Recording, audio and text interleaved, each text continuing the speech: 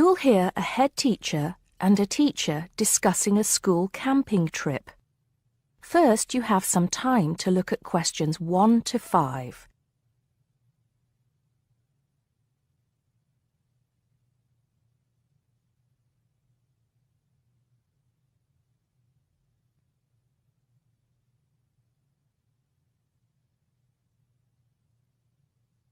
Now we shall begin. You should answer the questions as you listen because you will not hear the recording a second time. Listen carefully and answer questions 1 to 5. Good morning, Mr. Thompson. Can I speak to you for a moment? Of course, Jamie. Come in. Have a seat. I've just finished looking through the reports for this term. It looks like the pupils are doing very well. Yes, I think they are. It's all going fine. So, Jamie, what's on your mind? Well, I've been thinking about next month's camping trip, the one for Year 10. Yes, we've got it scheduled for the 23rd to the 26th, if I'm not mistaken. Actually, I think it's the 24th to the 27th. Let's just check. Oh, right. Yes, you're right. So... Well, I've been thinking about how we might possibly make this year's event even better than last year's. Not that last year's wasn't great, but... Suggestions for improvement are always welcome, Jamie. So, what have you been thinking about? Well, to tell the truth, I wasn't completely happy with the camp we used last year. It was rather small, and I didn't feel that the grounds were particularly well kept. Go on. I did some searching, and I think I found the perfect spot. It's called Shepton Meadows, and... Is that the campsite in the Lake District? No, actually it's just outside Carlisle. It's a huge site, and it's on a lovely lake, Lake Brant, I believe it's called. Half the site is forested, and the rest, the actual camping area, is grassy. For kids that rarely get to see anything more than concrete, it's ideal. And the facilities are amazing. There's a basketball court, a large pool, and a football pitch. There are well-marked trails through the forest for hiking, and the lake is there for swimming and other water sports. I believe there's even a lifeguard service. That sounds like it might suit our purposes perfectly. Did you happen to find out about availability and cost? Yes, as a matter of fact, I did. I called them yesterday evening, and there are plenty of spots available. And because we're a non-profit organisation, they said they would give me a reduction in the price. If I remember correctly, we paid £5 a head last year. Yes, per night, right? Yes, each child paid £10 for the 2 nights. Well, at this campsite, it's only £4 per night. And they told me that if we had over 50 children, which we do, they could give us a further 10% off. That's very reasonable, isn't it? Well, from what you've told me, I think we should probably go ahead and book. Excellent. I'm sure the children will love it. I'm sure they will. Before you hear the rest of the conversation, you have some time to look at questions 6 to 10.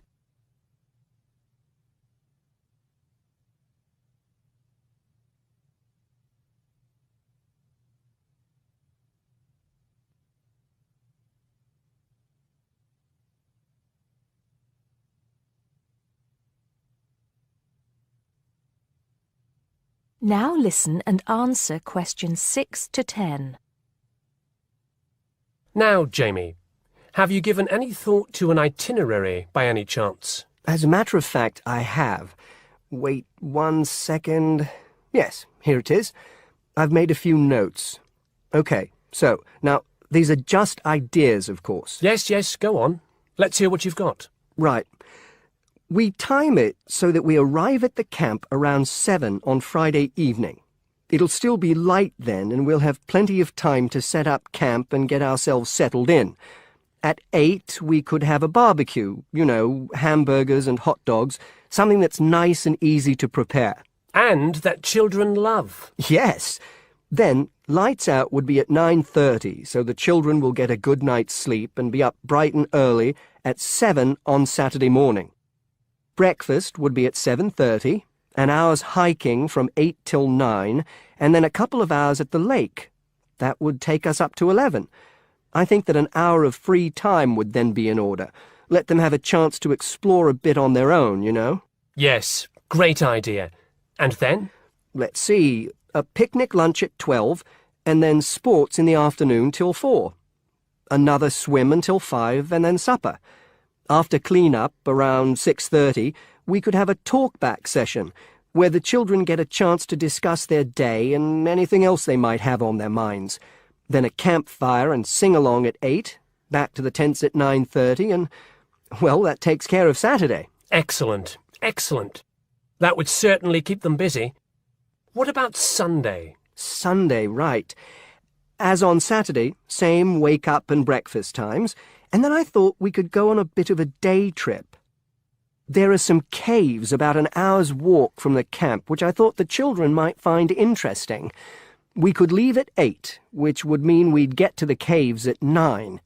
They could explore for a couple of hours, and we'd head back at 11.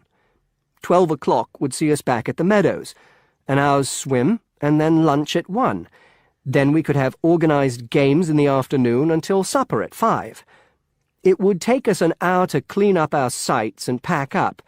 We'd be on the buses at 6 and all set to head back into the city. Well now, you've certainly put a lot of thought into this, Jamie, and it's paid off. I think it sounds wonderful. I can't think of a thing that needs to be changed. Let's go for it. Brilliant! I'll get the itinerary printed up and put it up on the notice board this afternoon.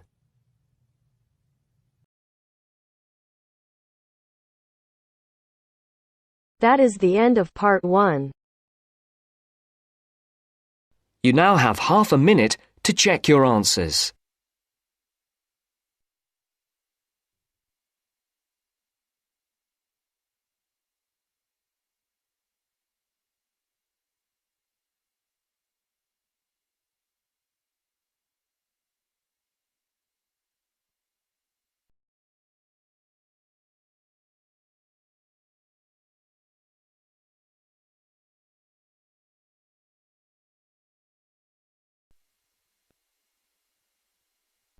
Now turns to part 2. Part 2.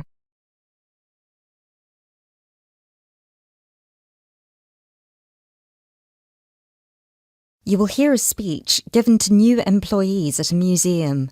You have 30 seconds to look at questions 11 to 13.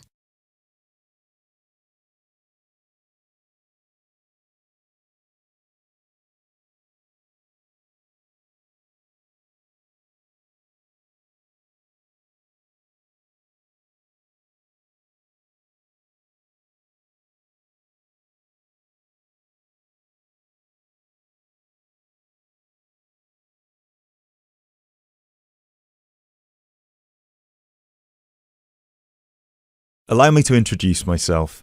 My name is Peter Myers, and on behalf of everybody here at Stevensbridge Dungeons, I would like to welcome you all to our entertainment team. This year, the hiring process was especially competitive, and it might interest you all to know that for every position there were almost 30 applicants, so you really are the best of the best.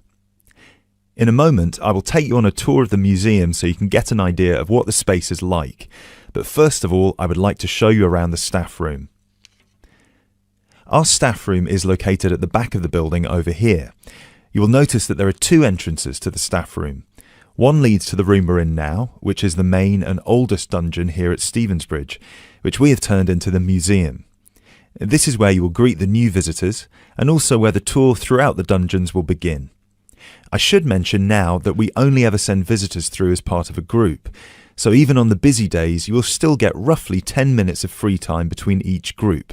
Make sure you use that time wisely, because you'll need to get straight back into character as soon as it's over.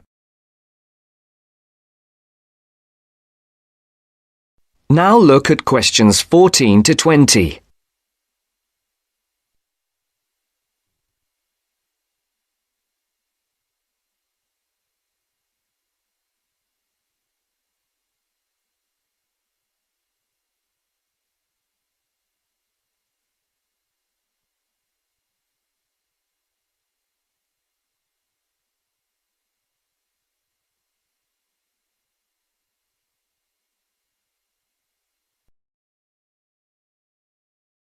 Right, follow me and I'll show you the layout of the museum.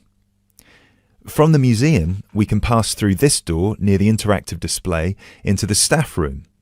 From here, you can see the steps at the far side in the opposite corner that lead outside into Berwick Street. When you arrive for a shift, it will be much easier for you all to come in the Berwick Street entrance directly down the steps to the staff room. If you come in through the main visitor entrance, it will take you longer to get past security. As you can all see, there are lockers on your right-hand side. They should be big enough for you to put your bags and coats in.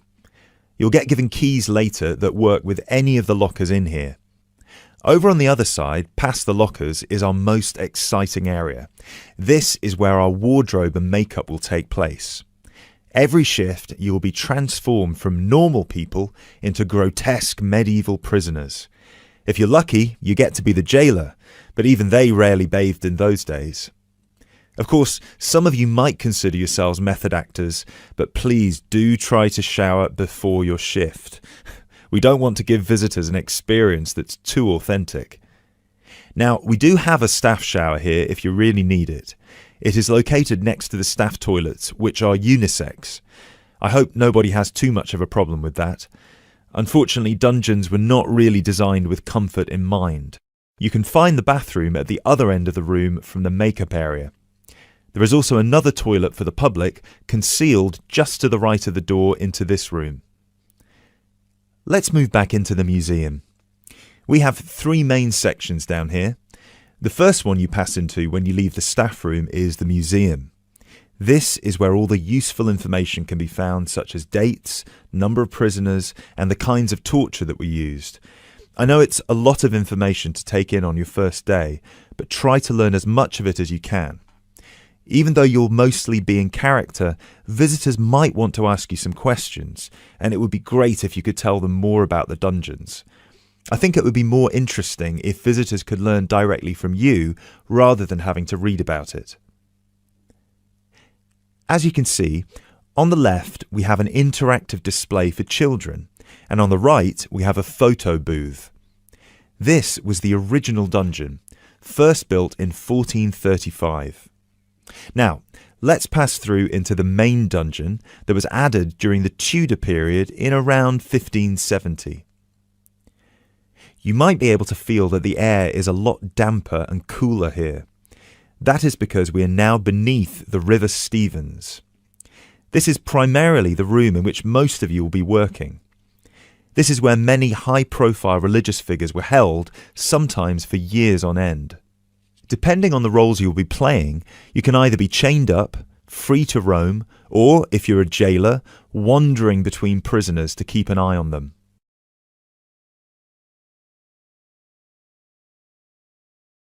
Now we will pass into our third and final section, the prison cells. Over here, you can see there are some wooden stocks and a fake gibbet. Don't worry, I can see a couple of you looking concerned. You don't need to reenact any of the torture scenes for visitors. One person each shift will play the jailer in here, where you will give a speech to the group about some of the more notable prisoners to stay here in the past. This is usually the end of the tour, but some visitors will certainly want to ask you more questions at this point, so please try your best to make yourselves available. Help them by answering any questions they have. Also, feel free to guide the visitors through the museum if you see that they're going the wrong way. This concludes our introduction to your new workplace. If you'll please follow me, I will get you all issued with your keys and some information about the dungeons that you can take home with you to study. I will also introduce you to your shift supervisor, Alice Stiles, and you can ask her any questions you may have about your roles.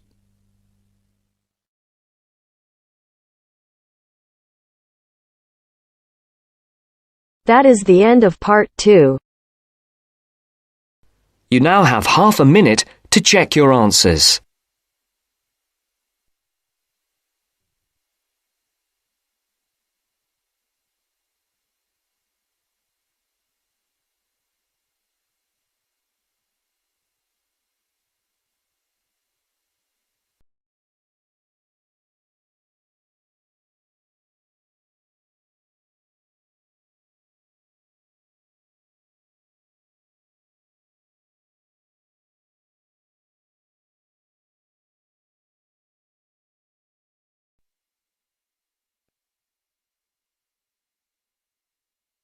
Now turns to part 3. Part 3.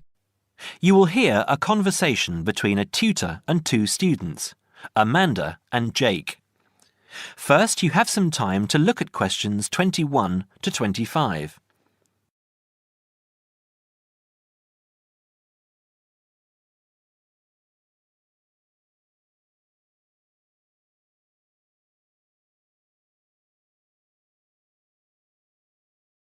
Now listen carefully and answer questions 21 to 25. So, Jake and Amanda, how did the project go? Very well, I think, Dr. Hinton. I certainly learned a lot and enjoyed myself at the same time. Me too. So, remind me, what was your project about? Basically, what makes successful people? Let's call them top achievers successful. Yes. How are they different from us? What do they do that other less successful people don't do? Interesting. And did you come to any conclusions? Quite a few, actually. Good. Share some with me then. Well, I'd always thought that a top achiever would be the sort of person who would bring work home every night and slave over it. But it appears not. Those types tend to peak early and then go into decline. They become addicted to work itself, with much less concern for results. We found that high achievers were certainly ready to work hard, but within strict limits. They knew how to relax, could leave their work at the office, prized close friends and family life, and spent a healthy amount of time with their children and friends. There's a lesson for us all there. Anyway, go on. It's also very important to choose a career which you enjoy, not just one that pays well or which assures you of a pension many years down the line. Surely that's important though, Amanda. Yes, I agree, but being happy in your work is far more important than anything else. Top achievers spend over 2/3 of their working hours on doing work they truly prefer and only 1/3 on disliked chores. They want internal satisfaction, not just external rewards such as pay rises and promotions. Before you hear the rest of the conversation, you have some time to look at questions 26 to 30.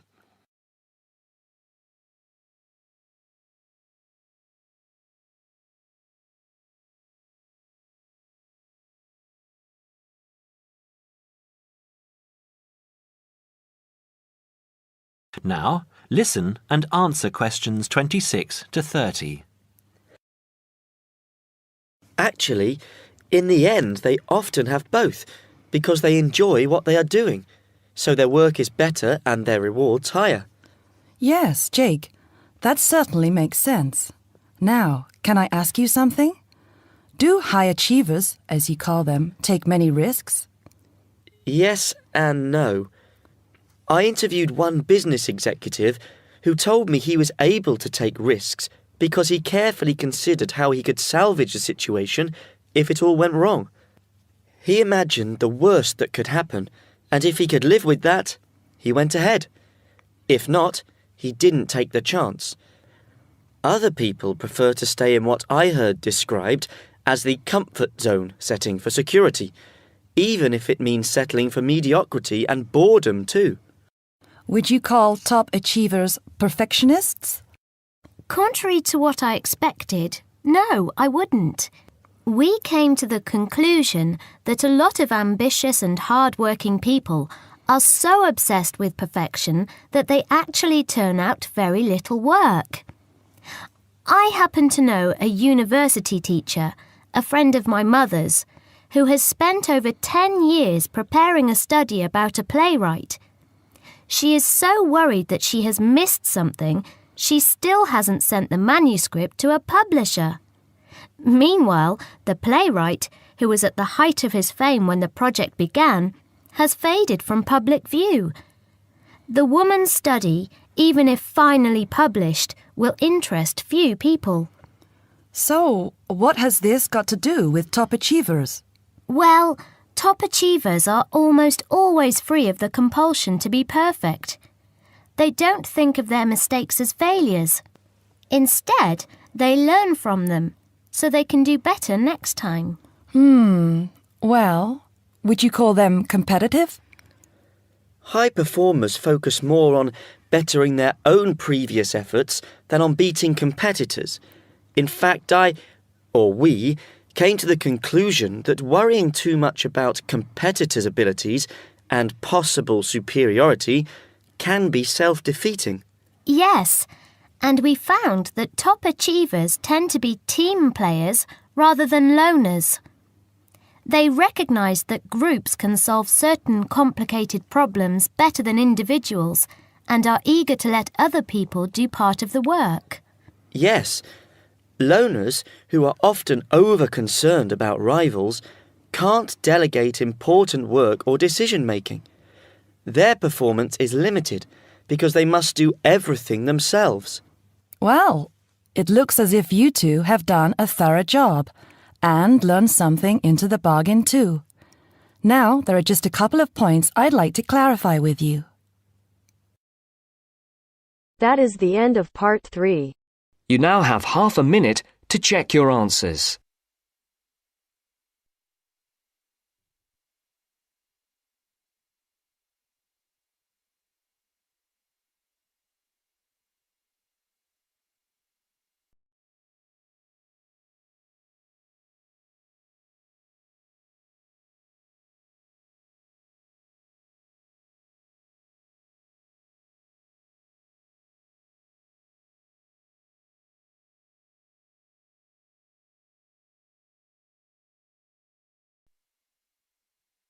Now turns to part 4. Part 4. You will hear a man talking on the radio about dogs which help people with their work. First, you have some time to look at questions 31 to 40.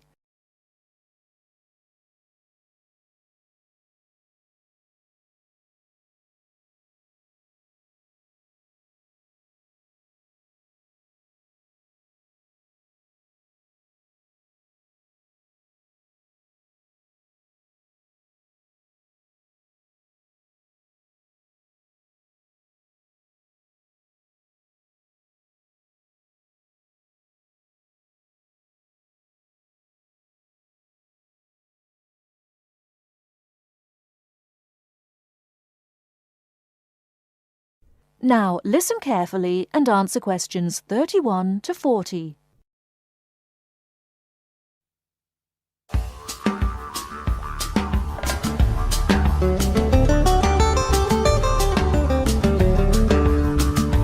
Welcome to this week's edition of Countrywide. And today, we're taking a look at a number of different breeds of working dogs. And here to report on the dogs with jobs is Kevin Thornhill. Thanks, Joanne. Well, yes, dogs with jobs is the subject of today's program. Dogs have earned themselves a reputation over the centuries for being extremely loyal. And here's a little story which illustrates just how loyal they are. Just outside the country town of Gundagai in Australia is a statue built to commemorate a dog which sat waiting for his owner to return to the spot where he'd left him. Well, the story, which was immortalised in a song, has it that the poor dog died waiting for his master, 5 miles from Gundagai, which is where they built the statue. Now that's what I call loyalty. Well, because of their loyalty and also their ability to learn practical skills, dogs can be trained to do a number of very valuable jobs. Perhaps the most well-known of working dogs is the Border Collie sheepdog. Sheepdogs which work in unison with their masters need to be smart and obedient, with a natural ability to herd sheep. Some farmers say that their dogs are so smart that they not only herd sheep, they can count them too. Another much-loved working dog is the guide dog, trained to work with the blind. Guide dogs, usually Labradors, need to be confident enough to lead their owner through traffic and crowds, but they must also be of a gentle nature. It costs a great deal of money to train a dog for this very valuable work, But the guide dog associations in the UK, America and Australia receive no government assistance, so all the money comes from donations. Another common breed of work dog is the German Shepherd. German Shepherds make excellent guard dogs and are also very appropriate as search and rescue dogs, working in disaster zones after earthquakes and avalanches. These dogs must be tough and courageous to cope with the arduous conditions of their work, and so that they can be sent anywhere in the world to assist in disaster relief operations, effective dogs and their trainers are now listed on an international database. When you arrive at an airport here, you may be greeted in the baggage hall by a detector dog, wearing a little red coat bearing the words "Quarantine." These dogs are trained to sniff out fresh fruit as well as meat and even live animals hidden in people's bags. In order to be effective, a good detector dog must have an enormous food drive. In other words, they must really love their food. At Sydney Airport, where there are 10 detector dogs working full-time, they stop about 80 people a month trying to bring illegal goods into the country. And according to their trainers, they very rarely get it wrong. Another famous working dog is the husky. Huskies, which originally came from Siberia, have been used for decades as a means of transport on snow, particularly in Antarctica where they have played an important role. Huskies are well adapted to harsh conditions and they enjoy working in a team. But the huskies have all left Antarctica now because the international treaty prohibits their use in the territory as they are not native animals. Many people were sad to see the dogs leave Antarctica, as they had been vital to the early expeditions and earned their place in history along with the explorers. That is the end of part 4. You now have half a minute to check your answers.